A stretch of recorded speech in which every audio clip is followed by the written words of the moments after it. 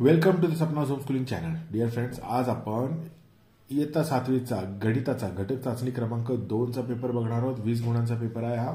चला, पहिला प्रश्न बघूया काय आहे. रिकाम्या जागी योग्य शब्द भरून विधाने पूर्ण करा, कोणतेही 4. तर सरळ व्याज बरोबर काय, तर मुद्दल गुणिले दर गुणिले कालावधी भागिले 100. वर्तुळाची त्रिज्या 9 सेंटीमीटर असेल तर म्हणून वर्तुळाचा व्यास किती असणार आहे, तर त्रिज्येच्या दुप्पट म्हणजे 18 सेंटीमीटर. अर्धवर्तुळ कंसाचे माप किती असतं, तर 180 अंश. पूर्ण वर्तुळाचं माप असतं 360, अर्धवर्तुळाचं 180. कोणत्याही त्रिमितीय वस्तूच्या सर्व पृष्ठभागांच्या क्षेत्रफळाची बेरीज म्हणजे त्या वस्तूचे काय पृष्ठफळ असतं. घनाला टिंबटिंब पृष्ठे असतात 6. आयताचे क्षेत्रफळ बरोबर लांबी गुणिले रुंदी. चौरसाची परिमिती बरोबर काय येतं, 4 गुणिले बाजू. पुढील विधाची चुकी बरोबर ते लिहा, कोणतेही 3. क्षेत्रफळ हे चौरस मीटर, चौरस सेंटीमीटर, चौरस किलोमीटर इत्यादी एकात मोजतात. हे विधान बरोबर आहे. आयताची परिमिती लांबी गुणिले रुंदी हे चुकीचं आहे. परिमिती काय असते, 2 गुणिले लांबी अधिक 2 गुणिले रुंदी. ओके. लघुवंशाचे माप हे त्याच्या संबंधित केंद्रीय कोनाच्या मापाच्या एवढे असते. हे विधान बरोबर आहे. बँक ही पैशांचे व्यवहार करणारी खाजगी संस्था आहे का, बरोबर आहे. इष्टिका चितीला 8 पृष्ठे असतात. ओके, चूक आहे, 6 पृष्ठे असतात. ओके. आणि घनाला एकूण पृष्ठे 6 पृष्ठे असतात, बरोबर. इष्टिका चितीला घनाला सगळ्यांना 7 पृष्ठे असतात. ओके. आता पुढील पैकी कोणतेही 3 उपप्रश्न सोडवा. 3 गुणांचा प्रश्न बघा. 3 सेंटीमीटर बाजू असणाऱ्या घनाचे पृष्ठफळ काढा आणि सूत्र लिहा.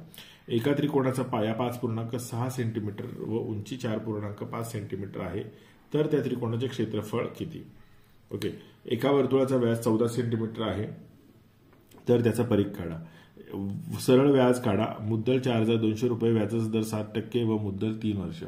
मुदत 3 वर्ष. हे मुद्दल चुकून झालेले, ते मुदत आहे, कारण मुद्दल इथे दिलेली आहे. सूत्र लिहा. चौरसाचे क्षेत्रफळ आणि आयताचे क्षेत्रफळ सूत्र लिहायचे. 10 पेनांची किंमत 60 रुपये असेल तर अशा 13 पेनांची किंमत किती रुपये असेल. आता पान 2 वरती प्रश्न क्रमांक 3. ओ केंद्र असलेल्या वर्तुळात लघुकंस पी गुणिले क्यू चे पीएक्स ओके चे माप 110 अंश आहे, तर विशाल कंस पीआर क्यू चे माप काढा. किती येणार, 250 अंश येतं. ओके, तुम्ही काढून बघा.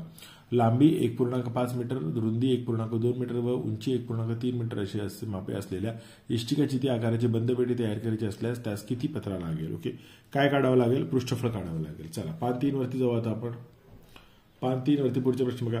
लांबी 28 सेंटीमीटर व रुंदी 20 सेंटीमीटर असलेल्या एका आयताची परिमिती एका चौरसाच्या परिमिती एवढी आहे, तर त्या चौरसाची बाजू किती असेल, तर 24 सेंटीमीटर उत्तर आहे.